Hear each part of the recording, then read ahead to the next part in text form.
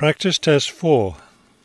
You will hear a number of different recordings and you'll have to answer questions on what you will hear. There will be time for you to read the instructions and questions, and you will have a chance to check your work. All the recordings will be played once only.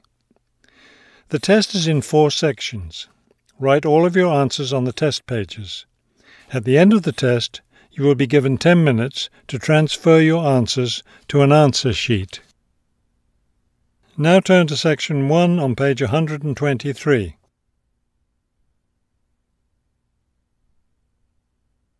Section 1. You will hear a man arranging to get a telephone connection. First, you have some time to look at questions 1 to 4 on page 123.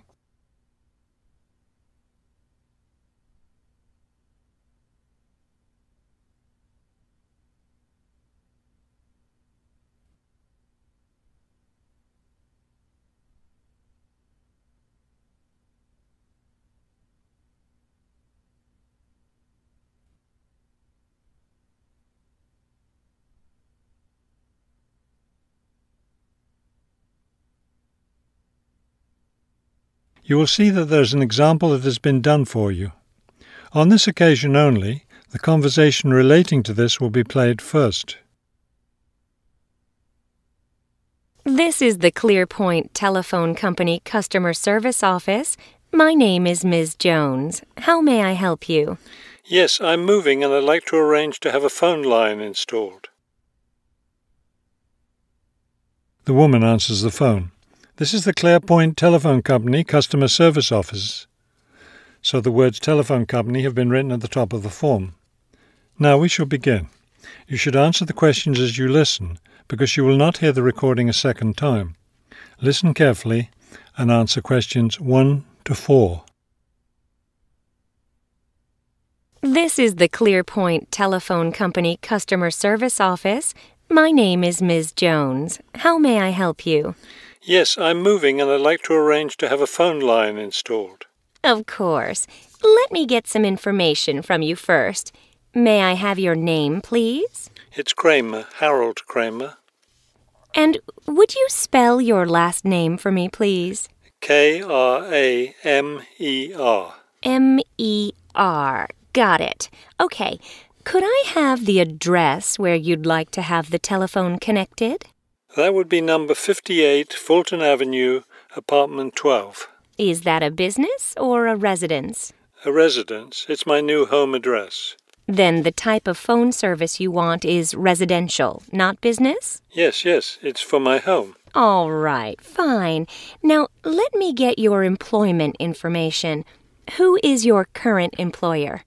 I work at the Wrightsville Medical Group. Then your occupation is doctor? No, I work for the doctors. I'm the office manager.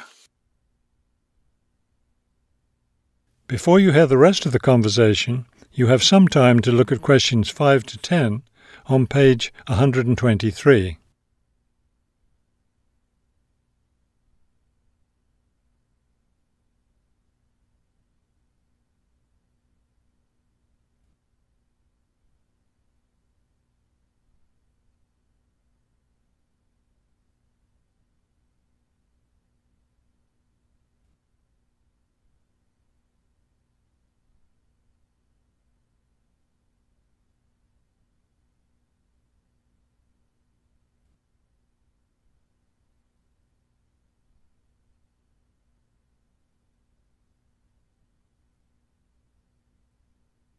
Now listen and answer questions 5 to 10. Okay. And could I have your work phone number? It's 637-555-9014. 9014. Great. Just one more thing. I need to know how long you've been at your current job. I've been working there for quite a while now. Let me see. 9, that's right, 9 years. Okay, good. You've been there long enough, so I don't need to ask about any other work history. Now, in addition to our basic phone service, we have several special services available. Could you explain them to me? Most customers opt for unlimited long-distance service. It really saves you money if you make a lot of long-distance calls. That sounds like a good idea. Then I'll put you down for long-distance service. Another popular service is voicemail. Voicemail takes all your messages electronically, and all it takes is one simple phone call to retrieve them. Voicemail. No, I don't think so. I have an answering machine to take my messages. It's old, but it still works fine. We also provide internet service if you're interested in that. I am. Please put me down for internet as well as phone service. Right. Okay, I think we're almost finished.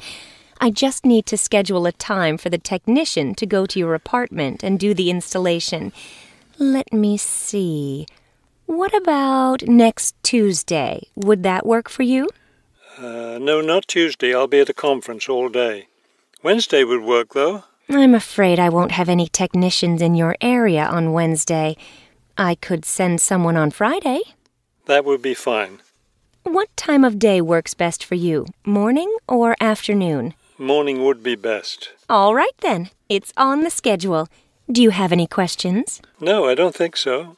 Thank you for calling Clearpoint. That is the end of section 1. You now have half a minute to check your answers.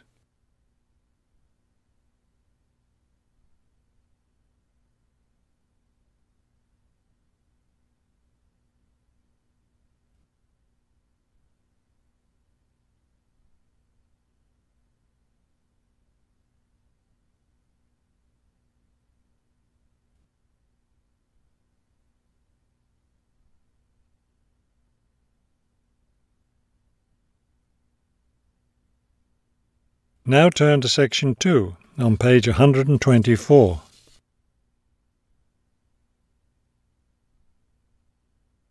Section 2.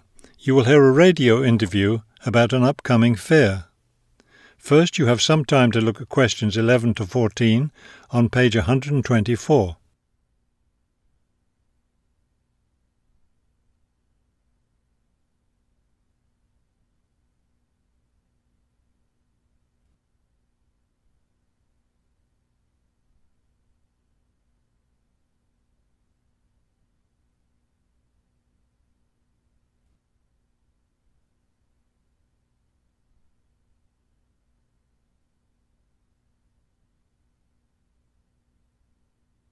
As you listen to the first part of the talk, answer questions 11 to 14. Good afternoon and welcome to City Hour, the radio show that brings you all the latest information about events in and around our city. Today we have with us Cynthia Smith, who is heading up this year's City Fair. Cynthia, would you start by giving us some of the basic information about the fair? Where will it take place this year? I'm glad you asked that question because I know most people will be expecting the fair to be at the fairgrounds as usual, but we've had to change the location this year due to some construction work. You know, they're building the new high school in that neighbourhood and they've been using the fairgrounds as a place to store construction materials. So we've moved the fair to City Park, which I think is a wonderful location. Yes, that will be a great place for the fair. I understand that the fair begins on Friday morning with a special opening event. Actually, it won't begin until that evening, but you're right about the special event. Traditionally, we've begun with a parade, but this year our opening event will be a special dance performance. And the most exciting part is that the mayor will be one of the dancers. The mayor is a woman of many talents. Cynthia, could you tell our listeners about the price of admission? What will it cost to attend the fair? We're trying to keep the price down as much as possible. A 3-day pass is just $25, or you can buy a Saturday or Sunday only pass for $15. The opening event on Friday, the dance performance, doesn't cost anything to attend, and we're hoping a lot of people will come to watch that. Before you hear the rest of the talk, you have some time to look at questions 15 to 20 on page 124.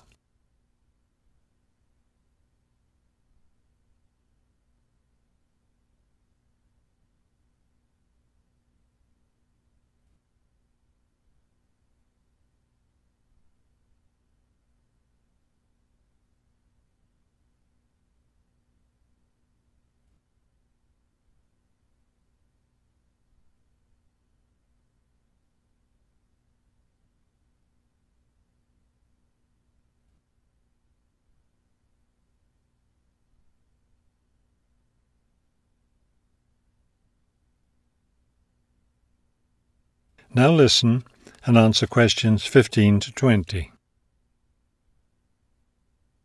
Could you tell us about some of the events planned for Saturday and Sunday, the main days of the fair? We have a lot of exciting things planned. There are a number of events especially for children, including a clown show on Saturday afternoon. On Saturday evening, we've got an event that can be enjoyed by the whole family, a concert by the lake. I'm sure that will be a popular event. Is there anything special planned for Sunday? Yes, a really fun event, and we hope a lot of people will participate. There'll be a singing contest in the afternoon. It's open to everyone at no charge. It doesn't matter whether you're an experienced singer or not. If you've always dreamed of singing on stage, this is your chance. That sounds like a lot of fun. I think it will be. I'd also like your listeners to know that besides the special events I've mentioned, there will be things taking place all weekend. For example, at the food court, international food will be served. You'll be able to sample dishes from all around the world. There will also be special games for children at different locations around the fair. Will there be things people can buy, souvenirs, anything like that? We have a large area set aside where there will be crafts for sale. This will be an opportunity to buy many lovely handmade things and to get to know some of our local artists and craftspeople as well. It sounds like there will be a lot of fun for everyone at this year's fair. Thank you for sharing the information with us, Cynthia. Thank you for inviting me. That is the end of section 2. You now have half a minute to check your answers.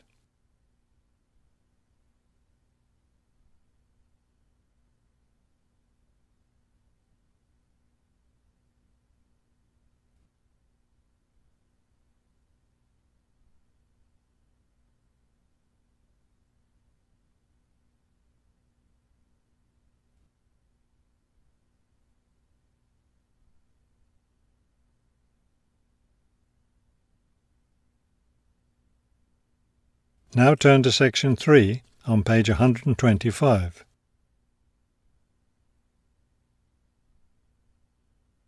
Section 3. You will hear a conversation between a prospective student and a university advisor about applying to enter the university. First, you have some time to look at questions 21 to 23 on page 125.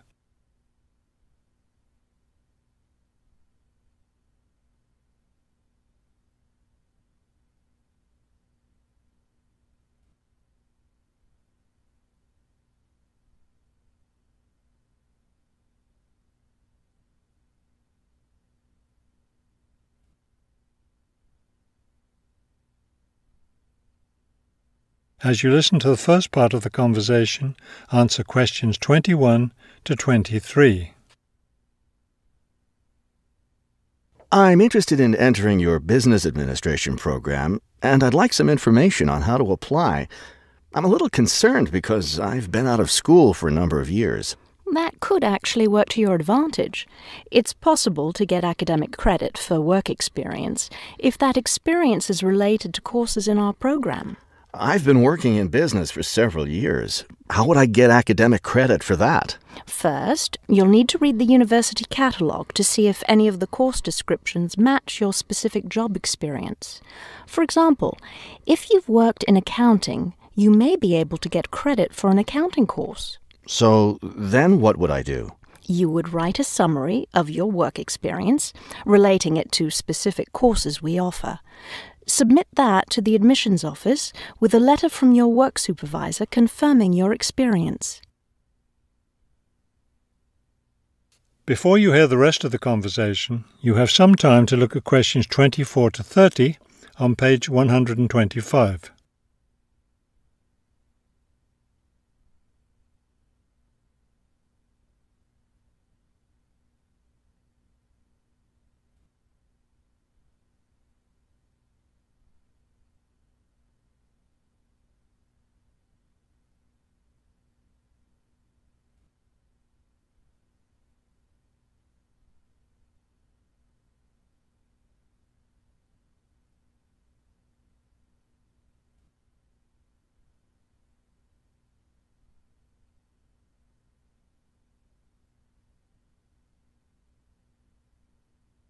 Now listen and answer questions 24 to 30.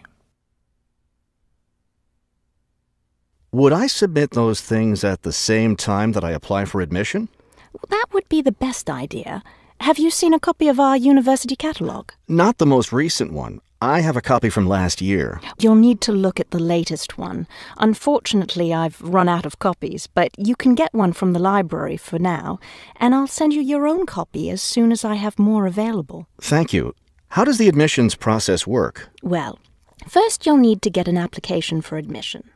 Those are available in the admissions office. The application form contains all the instructions you'll need. That sounds simple enough. Of course, you'll need to make sure you meet all the admissions requirements. How can I know what those are? We have copies of the requirements lists for all university programs here in the counseling centre.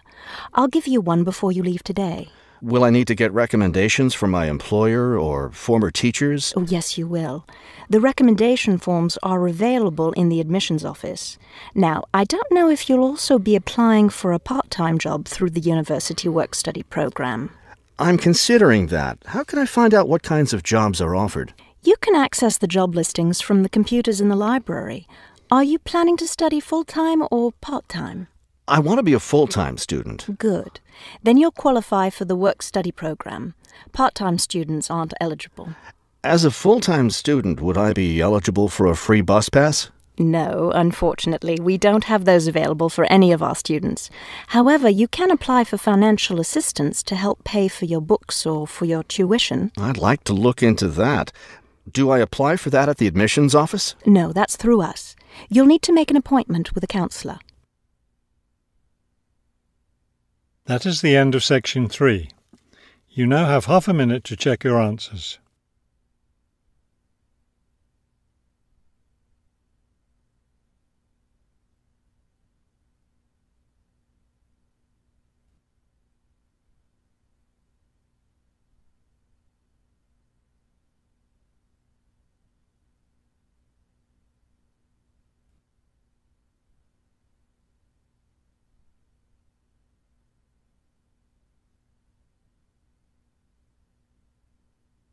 Now turn to section 4 on page 126.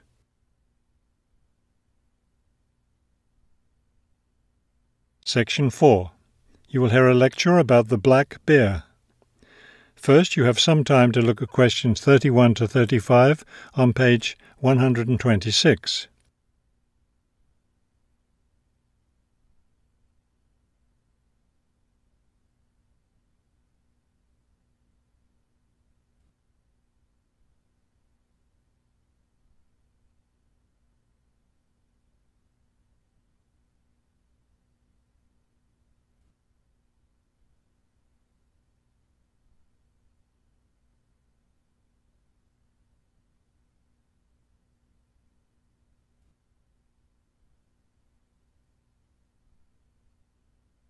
Now listen carefully and answer questions 31 to 35.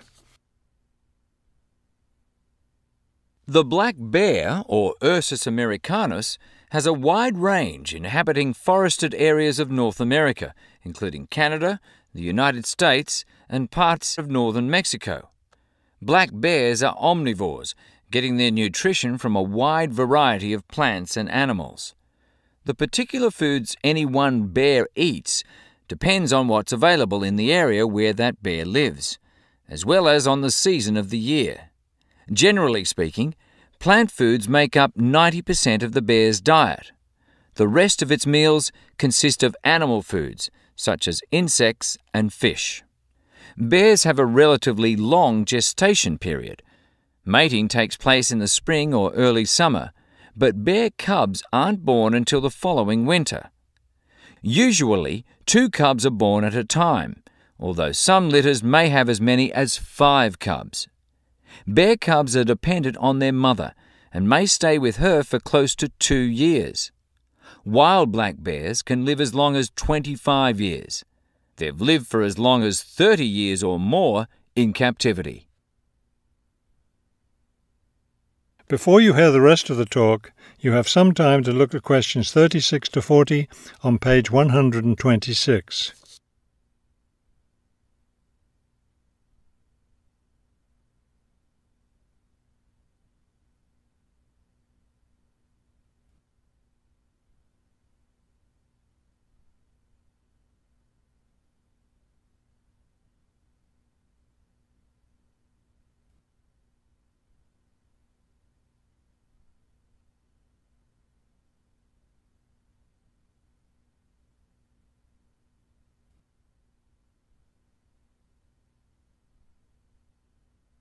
Now listen carefully and answer questions 36 to 40.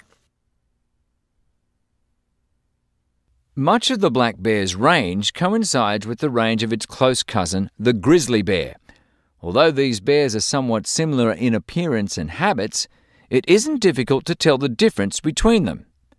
Colour isn't necessarily a distinguishing characteristic, as both species of bears occur in a range of colours from almost blonde to dark brown or black.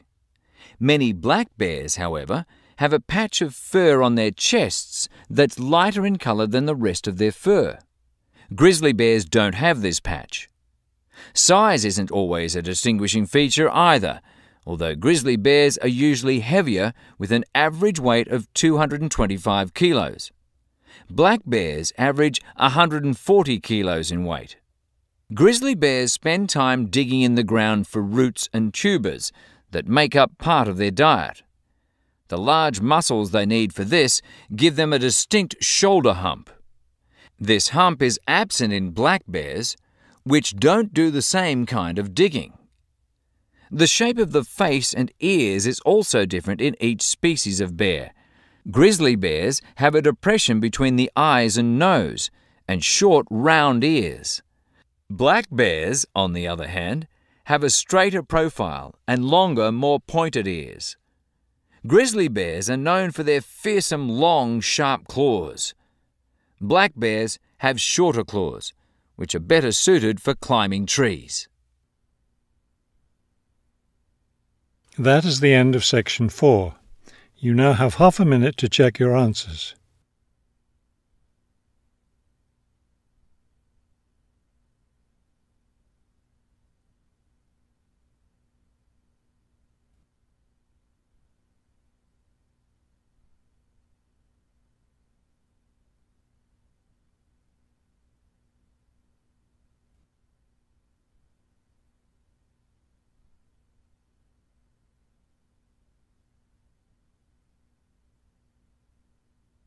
You will now have 10 minutes to transfer your answers to the listening answer sheet.